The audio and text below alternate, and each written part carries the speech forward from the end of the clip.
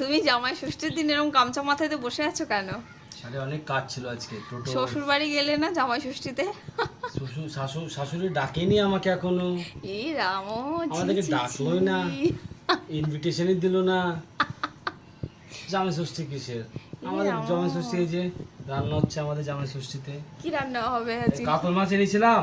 হ্যাঁ, ওই যে তোমার 3.5 কেজি 4 কেজি সাইজের 4 কাতল ছিল, আর ময়া মাছ ছিল বড় বড় সাইজের, এই সাইজের বড়।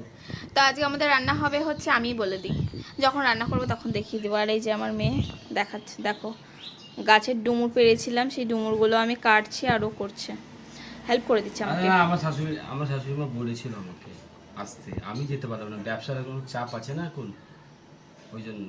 আর তাছাড়াও আমাদের ওই বাড়িতে জামাই ষষ্ঠী নেই। সেটা তো আমি জানি না।